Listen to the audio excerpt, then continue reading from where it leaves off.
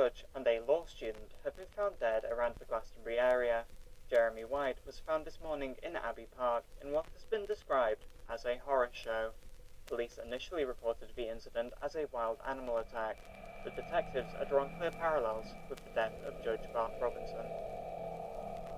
I will not sleep till this killer, this coward who hides in the shadows, is brought to the light, brought to justice.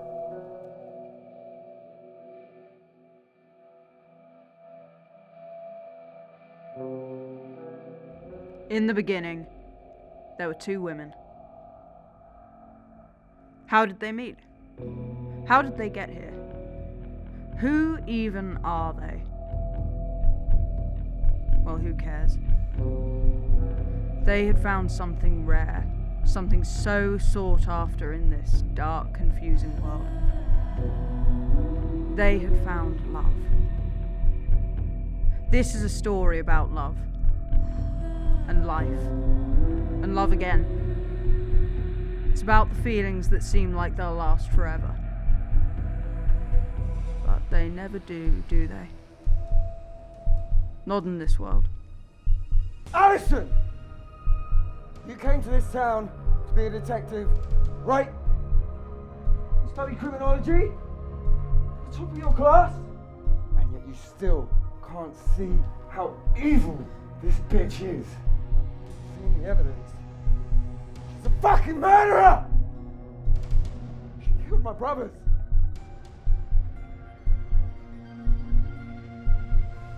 It's more complicated than that, and you know it. They were abuses. Everyone's always scared of the creatures in the dark, but you're the real monsters. Standing clear as day in the light as if you got nothing to hide. Alison, I know exactly how you're feeling right now. This is the most important choice of your life. Please, don't do anything reckless.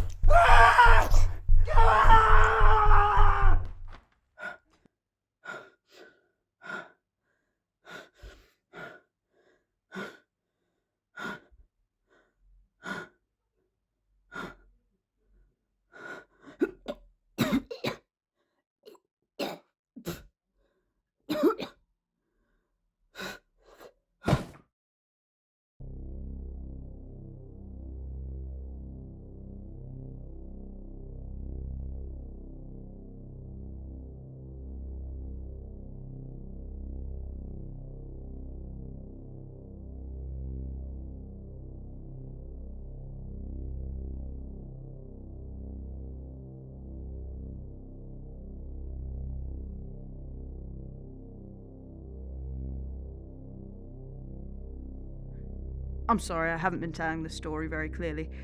That was a lot of information told insanely quickly with not a lot of context. But that's just how it goes sometimes.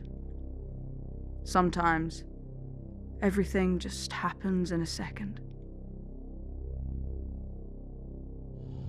Alison, you have been shot in the heart. With the taste of my blood, you have been revived, but only until sunrise. You have arrived at a fork in the road.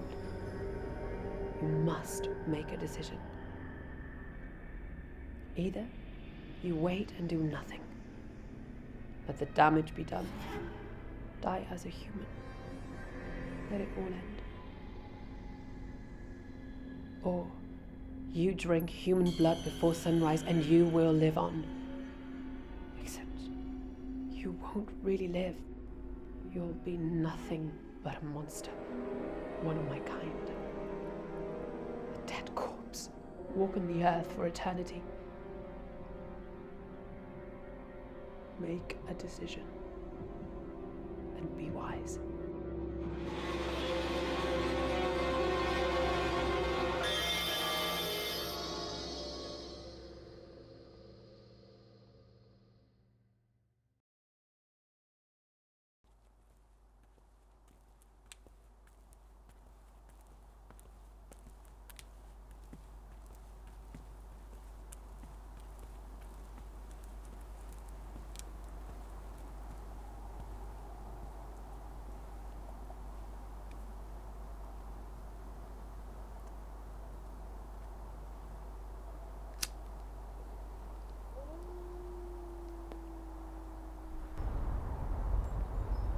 Funnily enough, I've always been interested in monsters. Ever since I was a kid. Tell me a story. Now? The night is young.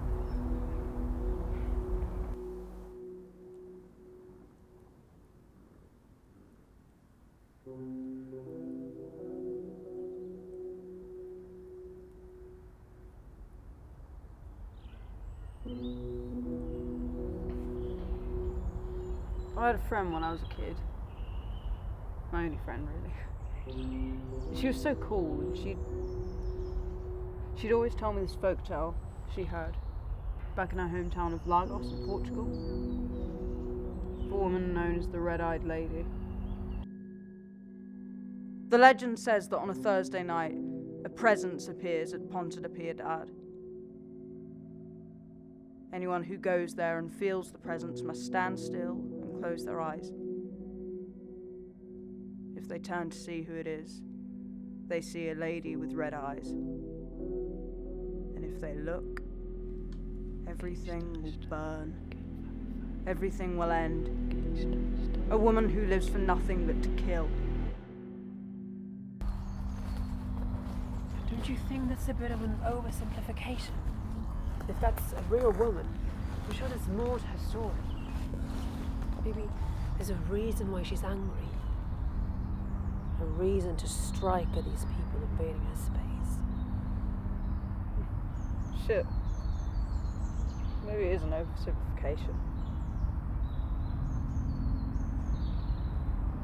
In the real world, we don't have evil monsters who do nothing but terrify and murder, right? Except that's me.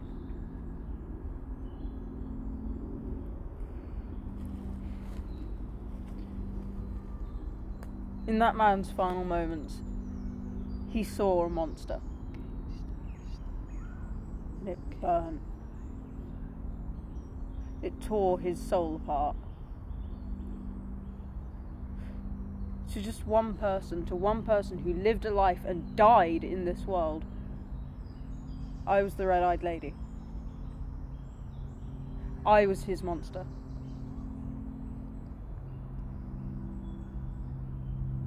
And monsters can't keep living.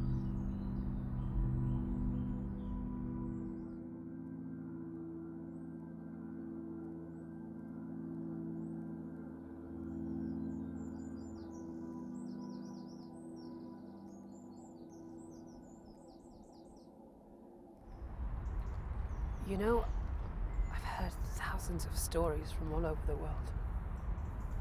Stories of good, stories of evil, stories of people being misunderstood. Have you ever heard of Morgana Le Fay? Yeah, she's the evil witch who hates King Arthur. Are you telling me witches are also real? Morgana was a defender. She defended people and she defended beliefs against the people on top. And she lost. And the same very people told the tales of her as an evil villain, an irredeemable monster. That's ancient history at this point. But we still haven't moved on. We're so attached to the story of Morgana the monster. Is that meant to mean something to me? Listen, you only see yourself as a monster because the world tells us we're monsters. They tell us that we are the freaks hiding under children's beds, ready to strike. But we were put there. We were forced down there by the history books and by the same people who stole our achievements. They stole our dreams and our hopes. And they took them for themselves. If you die now and you stay dead, sure, you won't feel like a monster anymore. That's because you won't feel anything. You won't feel joy. You won't feel love. those quiet moments. You won't feel those loud, beautifully chaotic moments. You won't feel nothing at all. And the scum of the earth will keep on getting away with making another one of us feeling like a monster. I don't think I'll be able to bear that. I've been alone for too long. High heels off, jacket on, stepping out in the cold. I'll stir the tea when I grow old, soaking in the leaks and the mold.